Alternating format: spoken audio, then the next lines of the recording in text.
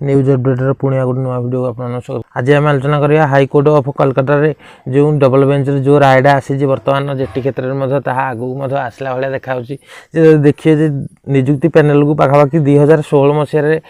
Recruitment process को बर्तमान 2024 मसीह आसिक खारज कर देते 24,000 पदवी पूरा बरखास्त हो जद्वारा कि जो मैंने भी पोस्टिंग पाई से बहुत कही गोटे विराट बड़ दंड लगी जोटा देखिले आपने बुझीपारे गोटे रिक्रुटमेंट हेले केतबेले भी सेफ बोली भावतु जदि किसी भी से भितर इलिगाल जिनस कि भी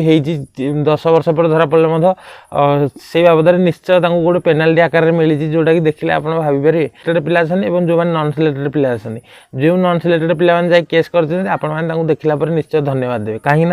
देखो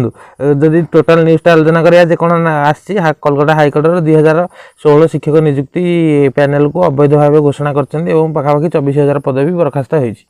आज दिन आसी सोमवार दिन कोलकाता हाईकोर्टर चाकरी स्काम कारण पश्चिमबंग सेवा आयोग एसएससी आमर जमी ओडब्ल्यूएससी ओट्रिपल्एससी से भाया संगठित स्कूल शिक्षक मान 2016 निजुक्ति पैनल को रद्द कर कोर्ट निष्पत्ति जो पाखापाखि 24,000 पदवी खारज होता शुणाणी समय जस्टिस देवासंग बासक और एमडी सबर रशीद को नहीं एक डिविजनाल बेंच जो मैंने भी जाना डिविजनाल बेंच सिंगल बेंच कौन से बाबद भिडियो आम चैनल अच्छी जाकि देखिपारे और फुल कोड कौन टोटाल सब भिडियो अलरेडी बनई दीचु घोषणा कर खाली एमआरसीडी सहित निजुक्ति शिक्षक 4 सप्ताह मध्य से दरमा फेरस्त करेंगे शिक्षक मैंने हिसाब थोड़ा करूँ जितेबाला आज प्रमाणित हो जाए गोटे पूरा टोटाल इलिगाल रिक्रुटमेंट प्रोसेस होती तेणु से दरमा फेरस्त पे दि जाए आउ पाने आज पर्यंत भाई इमती अच्छा जे से कहते आम मेरिट लिस्ट आसुँ मैंने आमको कहीं भी काटिपार दरमा पाई कि बर्तमान सुधा निजर जॉबटा सिक्योर होनी कारण इलिगाल एक्टिविटी ये भितर होती आपण मैंने भावतु जो पर्यंत गोटे रिक्रुटमेंट प्रोसेस सारा जीवन जाए बोली भावतु कौन भी जदि भी काम केबे भी धरा पड़ी ताले से रिक्रुटमेंट प्रोसेस टोटाल कभी रद्द हो तेणु आपण मैंने मेरिट लिस्ट आसने बोली कौन गोटे गर्व कर भी गर्व करूँ यही गर्वटा सदाबले छाड़ी दिखाँ कोलकाता हाईकोर्ट डिविजनाल बेंच रे group C and group D पाखापाखि देख 9,000 और 11,000 पाखापाखि 24,000 पदवी कह पूरा रद्द हो विद्यालय सेवा कर्मचारी 2016 चयन प्रक्रिया को बातिल कर दुर्नीति हेतु जेपरी रैंक जंपिंग माने हिसाब कौन रैंक जंपिंग माने जनकर रैंकटा ऊपर थे तलू आनिक आउ जन पाखर पैसा नहीं ऊपर रैंकटा देते तेणु से जो रैंक जंपिंग अभियोग आसीला ओएमआर स्कानिंग एक कला तालिकाभुक्त कंपनी ना माने कंपनी ही दिया जाता तेणु से गोटे आगु प्रमाणित आगु बहुत किसी स्काम धरा पड़े तेणु से किसी ना कि भितर स्काम हो थे चिंता करूँ आम पूर्व कौन भी रिक्रुटमेंट बॉडी सी कम चाहिए केते पोस्ट बिकापी चिंता करूँ थे जदि हेडे सरकार सहमति मिलला गवर्नमेंट जो रिक्रुटमेंट प्रोसेस कर बॉडी सहयोग मिलला सी कम चिंता करेंगे बाबद तेणु जो पिला पैसा ग्रहण कर ऑटोमेटिक मार्कटा को इनक्रीज करदे जो द्वारा कि परीक्षार किसी भी वैल्यू रही कौन सी वैल्यू ना मुझे कह परीक्षा केवल कह वैल्यूलेस जिनस हम आपने थे चिंता करूँ जदि जड़े 150 रखार तार जो कैपेसिटी अच्छी ताहले ता मार्कटा को कमे दिज्व यहाँ भी जेटीएस क्षेत्र में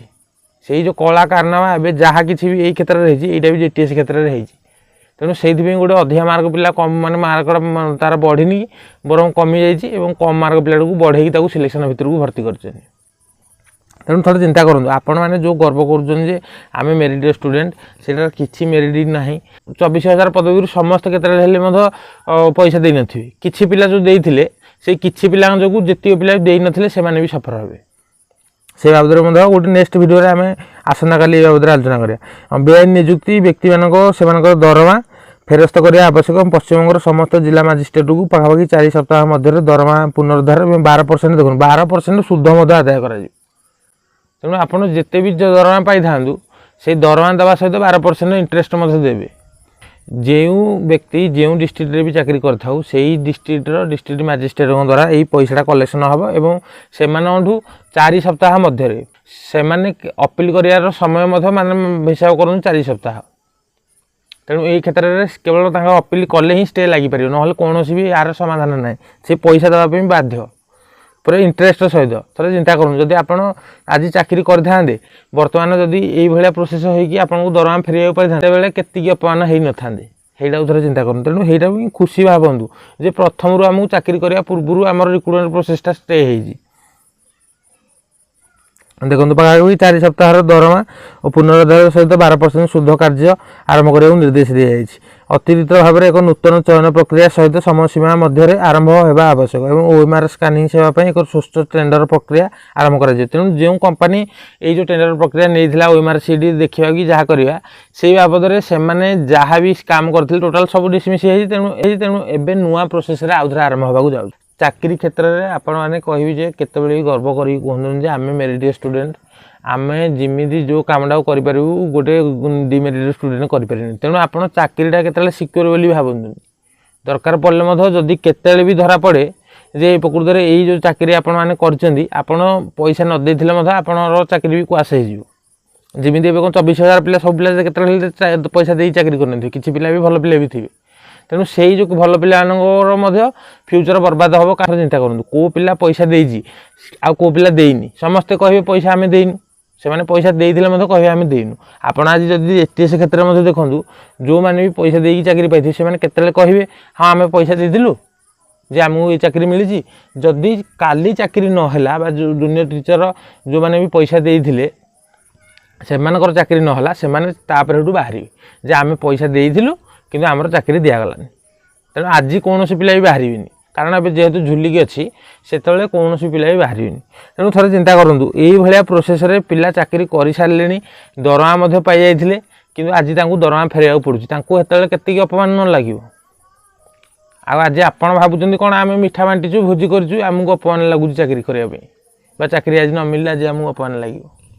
ନିଜର ମାନେ ବିବେକଟା କହିବି ୟୁଜ୍ କରନ୍ତୁ। କେତେବେଳେ ଇମୋସନାଲ୍ ଥିଙ୍ଗ କେତେବେଳେ ବି କୋର୍ଟରେ କାମ ଦେବନି। ତେଣୁ କୋର୍ଟ ମଧ୍ୟ ଭଲ ଭାବରେ ଜାଣିଛନ୍ତି ଏଇ ଯେଉଁ ଜୁନିୟର କ୍ଷେତ୍ରରେ ପ୍ରଥମରୁ ଡିଷ୍ଟ୍ରିକ୍ଟ ସିଲେକ୍ସନ୍ କରିବା ପାଇଁ ରାୟ ଏଥିପାଇଁ ଆସିଛି ଯେ କିଛି ନା କିଛି ଏ ଭିତରେ ଅନିୟମିତତା ହେଇଛି। ତେଣୁ ସେଇ ଅନିୟମିତତା ଯେଉଁ ପର୍ଯ୍ୟନ୍ତ ଜଣା ନ ପଡ଼ିଛି ଏ ପ୍ରୋସେସ୍ ସେମିତି ଚାଲିଥିବ।